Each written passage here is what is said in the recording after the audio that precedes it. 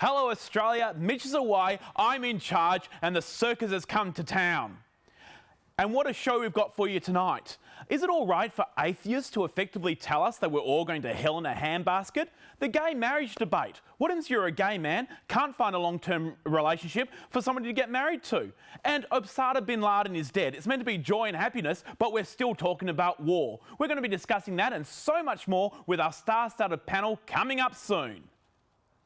Got a problem, big or small, would a miracle be nice? Our motley crew is back, churning out advice. You might even laugh a bit in the following half hour. Park your backside on the couch, cause baby it's time for Sweet and Sour. Right here on Sweet and Sour. Pour some sugar on there, baby. It's time for Sweet and Sour. How's about some chili? It's time for Sweet and Sour. And welcome to Sweet and Sour, filmed in front of a live studio audience. Now let's meet our panellists tonight. Clint, how are you going? Mate, how are you? Good to see you again. Fantastic. Now you had some excitement on the weekend doing your MC. Oh look, I've just come off the back of Happy Halloween, massive gig at the Claremont Showgrounds. Bit of fun. Fantastic. Bit of sunburn as well, so thank God for makeup. Well, that makes two of us. Wonders, these makeup artists. Vinny, you've come from behind the scenes to the front of the camera. Yes, one of the line producers of Sweet and Sour. Looking forward to it tonight? Yeah, well, definitely. we're looking forward to what you've got to say. Thank you. And speaking of star-studded panel, here's our award-winning resident journalist, Rashelle. How are you going, Rashelle? I know you don't like people mentioning that you're award-winning, but we're going to mention it on our show. Oh, well, I will too. I'm an award-winning journalist. So how's it going? Oh, fine. When I'm not winning awards, I'm here. Exactly, there you go. Maybe on an award-winning Perth show. Speaking of award-winning, how are you going, Darryl? Yeah, good, thanks, mate. Have you won an award? No, not recently, no. Oh, well, No we're such luck. going to make an award come for you tonight. Maybe you're the best panellist tonight. Good to see you again, John. Yes, indeed. You too, Darryl. Now, speaking of which, they get straight into our first letter. Hello there, panellists. My son is a hard-nosed atheist. I didn't realise how hard until I found my 7-year-old grandson crying his little eyes out in his bedroom on a recent visit. When I asked him what was wrong, he sobbed as he told me that he didn't want me to die because his dad told him that when someone dies, that's the end and you'll never see them again. And that's it. Heaven, he said, was a made-up story so little kids wouldn't cry. Now, I know atheists have just as much right to their views on the afterlife, but I never realised that it could be so devastating. I suppose it's worse than finding out there is no Santa. So I was wondering, what age is it appropriate to let kids to start understand some of the truths and perspectives on life? My little grandson has been so sad since his father told him we were all going to oblivion. In my view, it's very unscientific to make any conclusions without proof that includes what happens after death. Even so, how do you share these perspectives one way or another without traumatizing children? Betty, Greenwood, WA, Darryl. Oblivion, or is there the afterlife? Well, Betty, I'm not planning to answer the question. I think it's about what age do we introduce the concept of false hopes and that type of stuff, John. To that extent, is there anyone out there, Betty, who is qualified, authorised to answer that question? And at what age would that person be? Who has both died and come back to life? Not me? John? No? Not you? Well, I've often been referred to as the saviour. I was going to say Satan. Yeah, but anyway. Well, I'm surprised you finished with a V and an R and anything. But also, there is a critical learning period. You know, when you see that old ethnologist Conrad Lorenz and the little geese that are walking after him, that's because the egg cracked and the first thing they saw was not mum, was, you know, a person. And so he demonstrated that a critical learning period to influence these geese or goslings was that. That age is 8 in humans. So as close as you can get to 8, I'd be introducing the idea that there is no Santa, there is no God and that type of stuff. That's my opinion. Wonderful. Well, between 6 and 8. Indeed. Well, no Santa. That's right. Well, exactly. No, Exactly. yeah, I heard somebody. Moving right along, Rashelle. What's your view? Oh my God, honestly, Geese guys. and goslings. Listen, do you know what? I'm not joking. This actually literally happened to me. My daughter was 6 years old and her father lives in the UK, and his first visit to Australia, he spent some time with his daughter for the first time. And you know, after he left, shortly afterwards, my poor daughter was traumatised because he told her that when you die, you go into the ground, that there's nothing. Now, she was 6. And we didn't know that he'd actually done this until she couldn't sleep at night. And she was burying things in the backyard, digging graves in the backyard. Oh. Honestly, she couldn't sleep. So in fact, she's in the audience tonight. She's digging around outside. Honestly, it was the most ridiculous thing ever. Like, why would you tell a 6-year-old that when you die, you go into the ground? The kid, honestly, was dreaming about going into the ground when she didn't want to sleep. It was horrible. So anyway, we had to sort of like salvage that and tell her that, that her dad got it wrong. We told her that dad got it wrong, and you know, when you die, you go to heaven. Okay, guys, don't say anything different because she's here tonight. That's right, that's right. Well, Vinny, how about yourself? You feel like sometimes you're in the ground, or you're going to heaven, or what's happening? Look, what's happening, Vinny? Tell us. I personally believe that there is a heaven, that there's not nothing afterwards, that there is a higher being and someone out there. But in Betty's case, I think introducing that nothing happens afterwards is very morbid in a way, because it's like for a 6-year-old or 7-year-old, it's very like hard to like digest as well. So I think like if you believe that there's a God and something, maybe you should introduce it, but also talk to your son about like how to go about it in a way. Like if you ever heard like the circle of life, basically you die, you grow a tree, you become a tree, and you keep going on for like other animals and all that. So maybe you should introduce that maybe as a like, if he's like full on hard into like believing that there is nothing, then maybe you should introduce after we die, maybe there's something else. Maybe we turn into worm food, or maybe we turn into something else, rather than doom and gloom and nothing there. Indeed. Clinton, what about yourself? I mean, I don't believe in God, but I've certainly died on stage a few times. And he has given me another gig, so there must be something out there. But look, this is all about, it's just got to be up to the parents as to what age they think it's appropriate. So like in Rashelle's situation, that's horrendous because that was taken away from you to do at the time that you wish to do so. But yeah, but at the same time, it's hard too, because who's to say who's right and who's wrong in terms of the whole religion, and is there an afterlife, and who knows that telling a child they might turn into worm food, some children may love that because it's animals, others may get traumatised by that too. It's just a hard thing. You just got to read your kids, and when they're ready, they will probably let you know by asking questions. That's right. I think if you told them they're going to turn into worm food, they'll never want to weed the garden. They'll be traumatised by the worms. Now, I actually think our viewers actually have it spot on. We asked you, do you think that there may be a possibility of a form of life after death? 88% who responded said yes, 12% said no. I think our viewers certainly have it spot on there, and I have to agree with Vinny. I think it's a bit morbid of your son, to say the least, to say to his son that that's it, there's nothing there, there's nothing in the afterlife. I think maybe you should be morbid right back to your grandson and say, look, well, your father's going to turn into a fly when he comes back, and I'm going to squat him. And he won't have a very pleasant life at all. But talking about pleasant life, we're going to make sure you have a pleasant life with our generous words from our sponsors, and we'll be right back with more of your exciting letters, and of course this star-studded panel with me. So stick around. We're moving on to letter number 2 very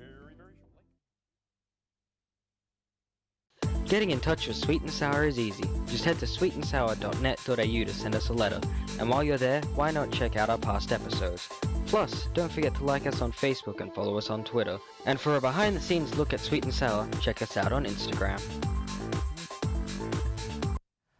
Hello and welcome back to Sweet and Sour, and if we read your letter out, we're going to send you to the movies, thanks to our friend Natalie at NRC Communications. And this week's movie is Home Again.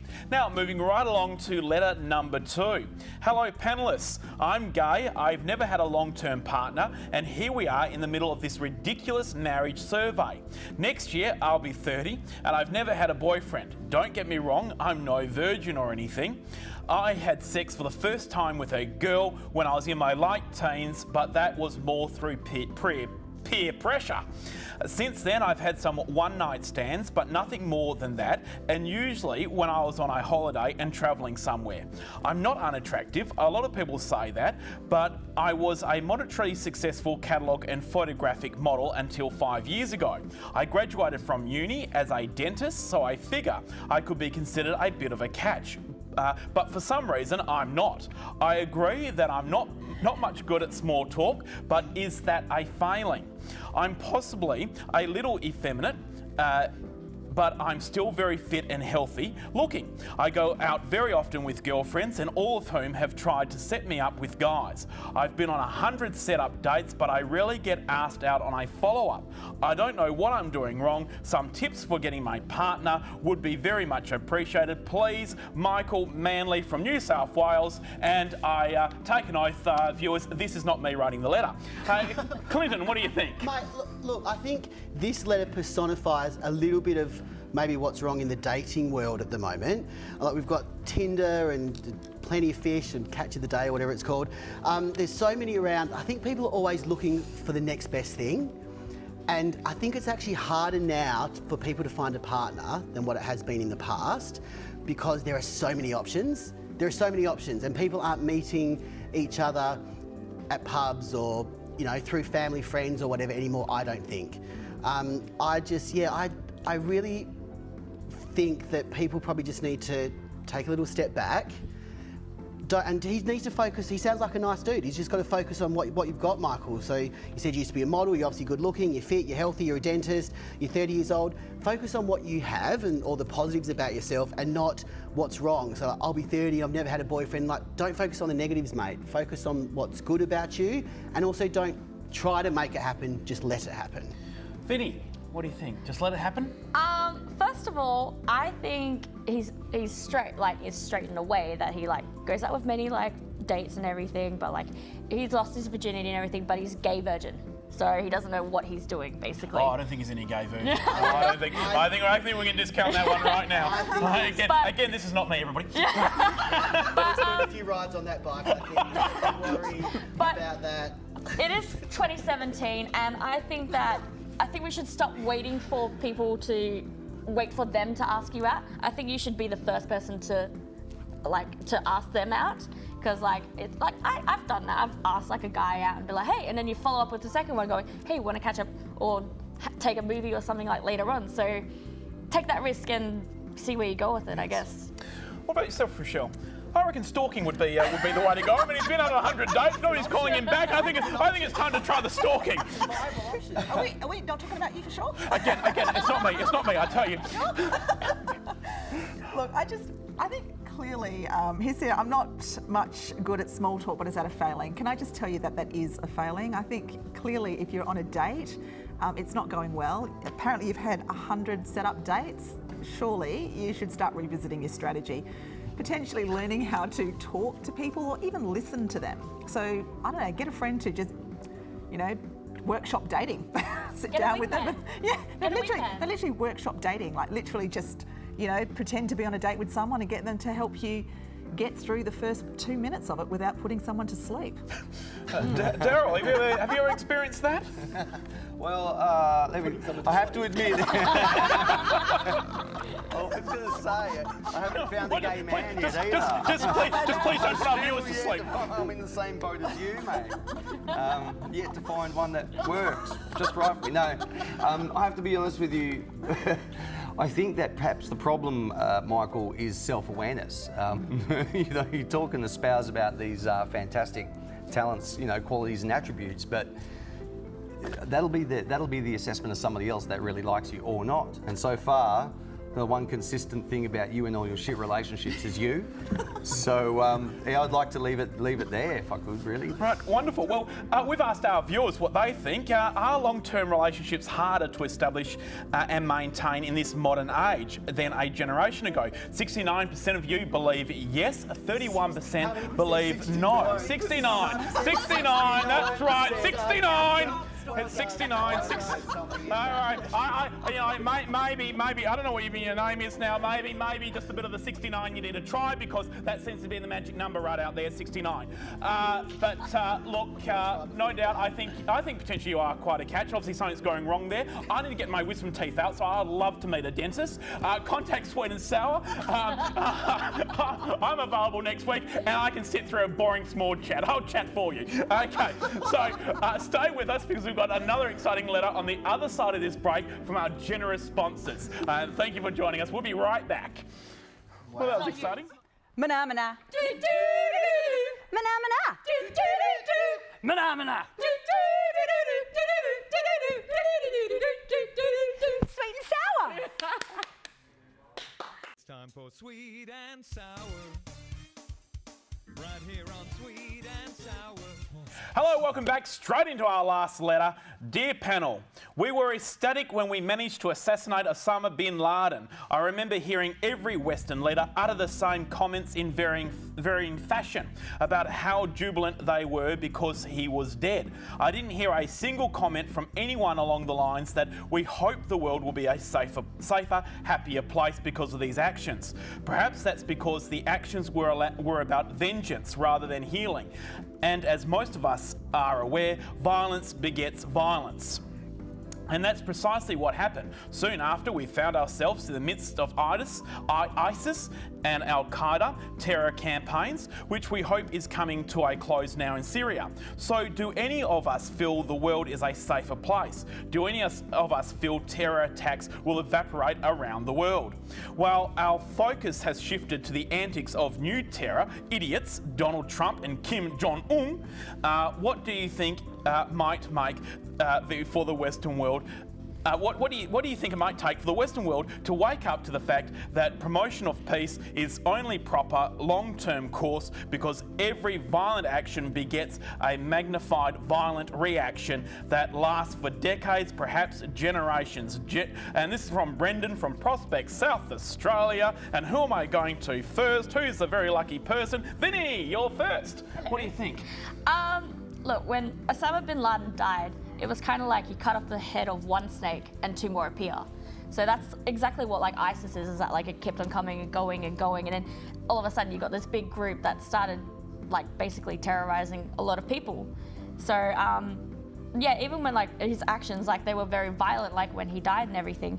But at the same time, it's more like the media has taken like everything out of proportion as well, and that's what's making everyone scared, is that like the media kind of run with it and go, here you go, and it makes us even more feared because it's on the news like almost every night, that you almost go, oh well, something could happen, basically. So with this, it's kind of like kill like kill, basically, where like does war solve problems or does talking solve problems in this point?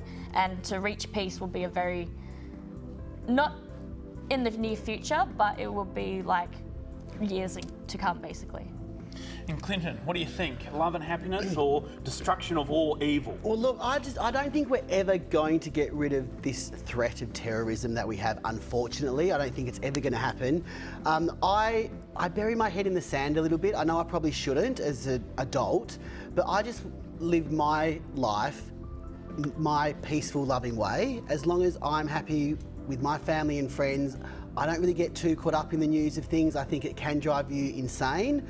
It certainly drives mates and family members of mine mental, and that's all they can focus on. It is scary, but it is there. I mean, even today I was just reading in the news that ISIS have made a threat against Prince George. I mean, come on, that if they're making threats against kids, it's never going to go away. We're never going to be rid of it. So as long as I'm happy in my place and in our country here, I think we're very lucky in Australia. I think our terror threat is quite low. But if it's going to happen, it's going to happen. I just keep myself as safe and as loving as I can in my little community, and that's all you can do, I think. That's all you can do. Well, we asked our viewers at home what they thought. Do you feel the world is a safer place now that ISIS is being eliminated from Syria? 23% of you said yes, 77% said no. So the majority of people actually say no, the world is potentially not a better place if ISIS is eliminated. What do you think, Darryl? I think, well, first of all, Brendan, precisely what happened soon after we found ourselves in the midst of ISIS and Al-Qaeda terror campaigns. Do any of us feel the world's a safer place or that things are wrapping up with Syria? Mate, those things have got nothing to do with each other. Campaigns change. And I would further say that oftentimes what's called a terrorist today may just be a counter-activist, like they have some, demonstrators on one team saying blah, blah, blah, blah, blah, and then there'll be a bunch of demonstrators on the other team saying, yeah, that's fucking fantastic. I shouldn't say that. But the fact of the matter is that these are the mechanisms for which change happen anyway. Calling it terror and advertising it and promoting it or propagandering it in one way, and then not calling it such the next, is just a way of dealing with change. Rashelle, what's your take? Oh God, it's It feels very sexy menacing right now. Here's a report on every From our award-winning journalist now. We're live on the ground in Syria. Rashelle. No, seriously, I just actually think it's a complete mess. I mean, we've got sort of, threats of terror. We've got a lot of footage of terror. You're sort of talking about, Clinton, the idea of just living in a safe place and trying not to get too drawn into that. I actually agree with that. I think that's possibly the only way to stay sane. It's when you're fearful, you're not thinking straight. It's very easy for people to be controlled when they're living in the shadow of death and fear and terror. People just don't think clearly. So I think actually it's not a bad strategy to live your life, just de-stressing or just switching off and focusing on all the things in life that are fantastic, like family and all the great things all the good news that's around us as well. There's a lot of good news happening too. So I think you really need to balance that out. If you get caught up in this whole terror, fear mentality, then it's going to affect your mental health. It's not the way to live. So I think the way you're doing is actually a very good way of coping with these sort of external forces that are beyond our control. And what you can control is what you choose to watch, what you choose to listen to, and how you choose to live your life. And that's exactly, it is so far out of our control, hence why I don't worry about it. Yeah, I mean, with like Donald Trump, with a human fake tan, basically running the world, what chance do we have? There's nothing we do here in Australia that will solve any of those problems. You just got to trust that the people that are in charge of it are going to do it for us and are going to keep us safe here. Well, having said that, one more thing though, just to add, because John, we've talked about this as well before, transparency and the way, things are going with the Internet of Things, transparency and that's going to be a way of the future, and that will certainly be something to hope for. Don't stress about, bombs and the end of the world.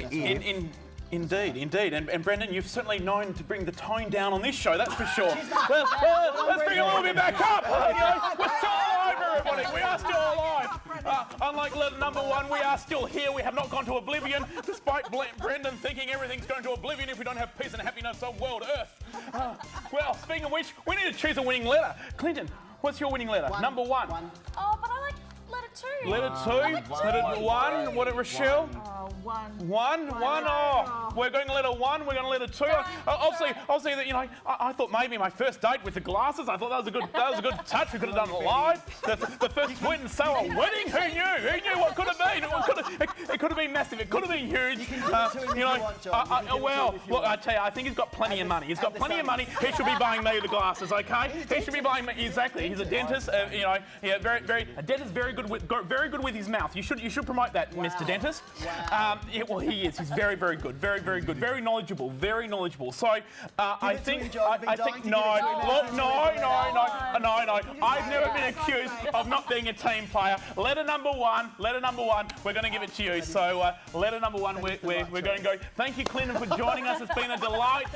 Thank you, Vinny. You've been wonderful. Our award-winning journalist, Rashelle, doesn't like to say it herself, but we'll say it for her. And of course, Darryl. It's been terrific to have you all on the panel tonight. As we sum up, thank you very much. And of course, our generous sponsors and Mitch, he'll be back next week. So keep watching. Well, that's a fantastic episode, I thought, everybody. It wasn't too bad, mate. Yeah, exactly. It was fast paced. Got it through there. Started on a high, had a bit sexy. Absolutely. Yep.